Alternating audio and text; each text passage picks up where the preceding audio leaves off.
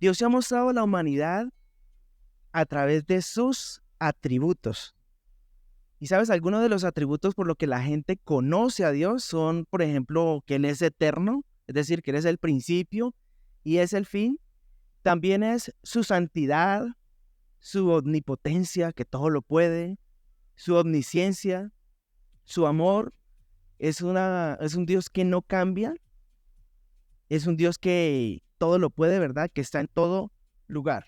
Si hablamos de la santidad de Dios, pues la santidad de Dios habla de su majestad, de su grandeza, de su pureza, de su perfección moral. En Dios no hay mancha, no hay pecado. Mira que Isaías, capítulo 57, versículo 15 dice, porque lo dice el excelso y el sublime, el que vive para siempre, cuyo nombre es santo. Yo habito en un lugar santo y sublime, pero también con el contrito y humilde de espíritu, para reanimar el espíritu de los humildes y alentar el corazón de los quebrantados. Entonces siempre hemos escuchado Dios es santo, 3 veces santo, digamos que en el cielo habita la santidad de Dios y que lo que tratamos de buscar es llegar a esa santidad, ¿verdad? Y hay otro atributo que es la eternidad. Les decía ahora, ¿qué es la eternidad? Pues que Dios no tiene principio ni tiene fin. Él ha existido y existirá. Pero el Salmo 90, capítulo 2, dice, desde antes que nacieran los montes y que crearas la tierra y el mundo, desde los tiempos antiguos y hasta los tiempos posteros, tú eres Dios. Apocalipsis 1:8 dice, yo soy el alfa y la omega, dice Dios, el que es, el que era y el que ha de venir. Ahí está tomando todos los tiempos, antes, ahora y después. Por eso Dios es eterno y tratar de comprender a Dios a través de sus atributos es pues una forma de acercarnos a Él, pero también profundizar tanto, digamos, llegar a hacer eso en un momento que estemos con Él, si anhelamos estar con Él, por supuesto. Pero la omnipotencia de Dios tiene que ver con que Él todo lo puede. Él todo lo puede y no hay nada que Dios no pueda hacer.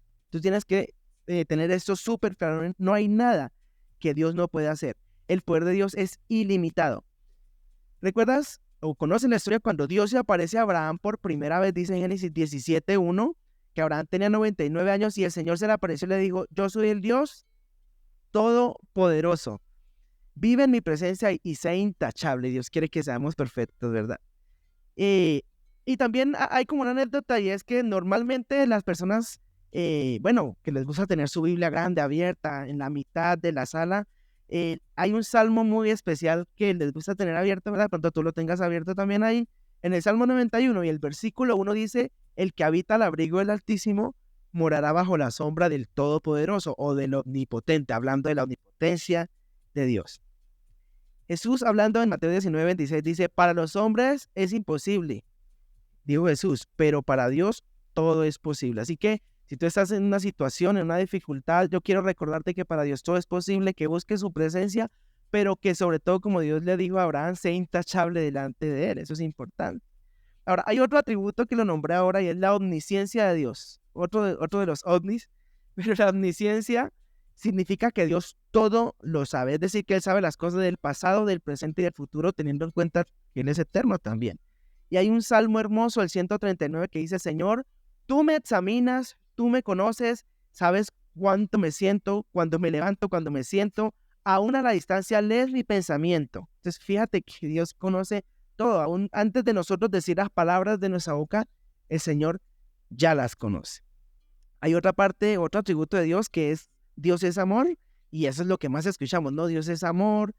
Primera de Juan 4:8 lo dice, en Juan 3:16 dice que fue tanto el amor de Dios que entregó a su Hijo a que viniera a morir por cada uno de nosotros. Ese es el amor de Dios y bueno, es un atributo de los que son más conocidos. Uno más, ya voy en el sexto, porque quiero hacer un énfasis en el séptimo atributo de Dios, aunque son muchos más. He tomado estos 7 para hacer énfasis en el último y es del que quiero hablar. Pero este sexto es la inmutabilidad de Dios, es decir, que Dios no cambia. Dios es el mismo ayer, hoy y por los siglos. Siempre será igual desde la eternidad y hasta la eternidad. Pero el enfoque de hoy, quiero hablarte, es acerca de la omnipresencia de Dios. O es decir, el atributo que dice que Dios está en todo lugar.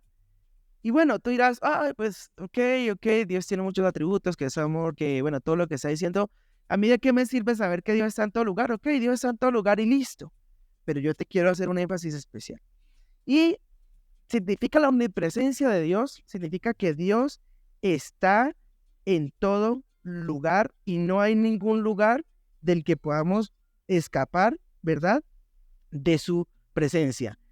Además, sea el pasado, el presente o el futuro, Dios no está limitado por el tiempo ni por el espacio. Ahora, ¿recuerdas ese templo de Salomón que algún día hemos escuchado que Salomón construyó el templo de David, su padre? Cuando Salomón fue a dedicar ese templo, dice en Primera de Reyes 8:27, que Salomón dijo lo siguiente: pero ¿será posible, Dios mío, que tú habites en la tierra? Si los cielos, por alto que sean, no pueden contenerte, mucho menos este templo que he construido. Proverbios capítulo 15, versículo 3 dice: los ojos del Señor están en todo lugar, vigilando a los buenos y a los malos. Y algo muy lindo que fue cuando los discípulos le dijeron a Jesús: venga, enséñenos a orar, porque no sabemos cómo hacerlo. Jesús les dijo a sus discípulos: pero tú, cuando te pongas a orar, entra en tu cuarto, cierra la puerta y ora a tu Padre que está en lo secreto. Y así tu Padre que te ve en lo secreto te recompensará. Ahora, listo, muy bonito de la omnipresencia de Dios. Dios está en todo lugar, Dios nos ve, Dios conoce nuestros pensamientos, conoce todo. Pero ¿qué pasa? Y aquí es donde quiero hacerte una pregunta. Para ti, ¿qué significa ser consciente de la omnipresencia de Dios? O sea, ¿qué es tener esa conciencia de que Dios está en todo lugar? Y quiero retomar la historia de José, que está en Génesis capítulo 39. Y la Biblia dice que a José lo vendieron sus hermanos. José, pues, es hijo de Israel o de Jacob. Es uno de los menores. Sus hermanos lo venden porque no lo quería, lo venden como esclavo. Y él llega y lo compra Potifar, que es uno de los principales guardas de seguridad del faraón de Egipto en ese momento, que era la potencia mundial de la época. Pero dice que todo lo que hacía José, dice la Biblia en Génesis 39, todo lo que José hacía era prosperado porque José estaba con Dios, porque José era una persona recta, era un joven, de hecho estaba soltero y la Biblia dice que era muy guapo, de hecho muy fornido, lo dice así específicamente, de buen parecer, era chusco, ¿verdad? Como dicen, guapo, dicen los mexicanos. Era una persona también que amaba a Dios y a pesar de estar en esclavitud, a pesar del trabajo que le ponían, él siempre fue recto ante los ojos de Dios. Pero pasa algo, como José prosperaba en todo lo que hacía, absolutamente en todo, entonces el jefe le fue poniendo más responsabilidades, y dice la Biblia que llegó un momento en que puso absolutamente todas las tierras, posesiones, su casa, sus criados, los que tenía Potifar los puso a cargo de José, tanto que que Potifar no tenía que preocuparse sino de qué iba a comer. Imagínate la sabiduría que Dios le dio a José, era un hombre sabio también. Pero resulta que la esposa de Potifar miró a este muchacho jovencito, fornido, con buenos músculos, y entonces lo codició y lo deseó. Y dice la Biblia que insistentemente le decía: acuéstate conmigo, José, me decimos acá en mal término, ¿no? José, acuéstate conmigo, quiero que estés en mi cama. Y dice que era que lo acosaba, ¿sí? Lo acosaba esta esposa de Potifar. Pero mira, me encanta este Génesis capítulo 39 y el versículo 7 dice: y la esposa de Potifar pronto comenzó a mirarlo con deseos sexuales, ¿no? Un poquito de deseo miraba. Y le dice: ven y acuéstate conmigo, le ordenó ella. Ella no le preguntó si quería o si de pronto le parecía que ella era bonita. Le ordenó, dice la Biblia: acuéstate conmigo. Pero mira lo que dice el 8 y aquí es donde digo, wow. Uy, todos debemos ser así como José, es un ejemplo. Dice: pero José se negó. Mire, le contestó, mi amo confía en mí y me puso a cargo de todo lo que hay en su casa. Nadie aquí tiene más autoridad que yo. Él no me ha negado nada con excepción de usted, porque es su esposa. ¿Cómo podría cometer yo semejante maldad? Hombres que me escuchan, por favor, si la vecina, ¿verdad? La amiguita, la que no es su esposa, le hace esa propuesta, o mujeres le hacen esa propuesta, usted de una vez va a contestar: no, señor, porque Génesis capítulo 39, como dijo José, ¿cómo voy yo a cometer semejante maldad? Pero mira lo que dice, y ese es el tema central de este mensaje. Sería un gran pecado contra Dios. Seamos honestos. ¿Qué podía pasarle a José? Estaba solo en la casa, ¿sí? Tú solo, yo solo, el cuarto oscuro, ¿sí? La oscuridad, la soledad y la oportunidad. Usted está bonita, yo estoy joven. ¿Qué nos impide caer? ¿Qué nos impide pecar? Pero resulta, mis queridos, que José, nada más y nada menos, era súper consciente de la omnipresencia de Dios. Es decir, él no solo sabía por teoría bíblica o que le hubiera sido enseñada que Dios está en todo lugar, sino que él en su corazón sabía que así nadie lo estuviera viendo, Dios lo estaba viendo. Y al ser consciente de esa omnipresencia de Dios, él pudo tomar una decisión clara y sin titubear de decir, no me quiero acostar contigo, por muy linda que seas, por muy la jefe, por mucho que me ordenes, esto me puede costar lo que sea, pero no voy a hacer las cosas mal. Y además, porque no quiero hacerle mal a su esposo, a Potifar, pero lo más importante, no voy a hacer esto contra Dios. Ahora, ¿qué necesitamos tener nosotros en nuestra mente para poder tomar una decisión de estas en este instante tan difícil? Y las personas que me escuchan, yo soy casado, ¿verdad? Un momento como este no es un momento que sea fácil para tomar una decisión tan certera. Pero José, ¿por qué la tomó? Porque primero había determinado en su corazón amar a Dios, su Espíritu Santo moraba en él, pero estaba dispuesto a serle fiel a Dios aun cuando nadie lo viera. Entonces, esto tiene que cambiar tu perspectiva de las cosas de Dios, de las decisiones que tomas y de absolutamente todo lo que haces. Debe cambiar tu perspectiva. ¿Por qué?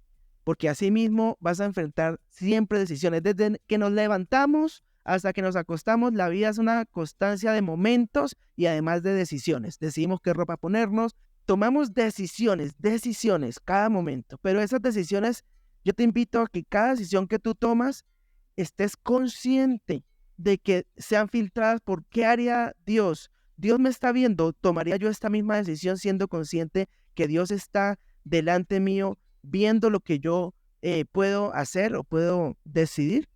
Entonces, no solo pienses en la parte sexual, piensa en el momento en el que tienes la oportunidad de robarte algo, ¿verdad?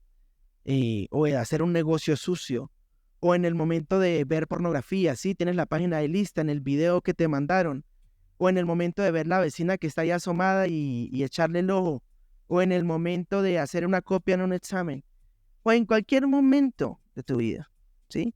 Mira que hay un tema del que poco se habla y la Biblia dice, y acá a muchos les sorprende hoy en día, tener relaciones sexuales antes del matrimonio es pecado y obviamente pues no está bien delante de Dios. Y este es justo el caso de José que estamos hablando. Aunque ella era casada, la esposa de Potifar, José no, José estaba solterito y no a la orden, bueno, sí estaba a la orden, pero no para eso. Y entonces yo siempre digo que oportunidades para cometer un acto sexual indebido se pueden presentar siempre, pero debemos evitar lo que hablamos hace un momento, es la oportunidad, ¿verdad?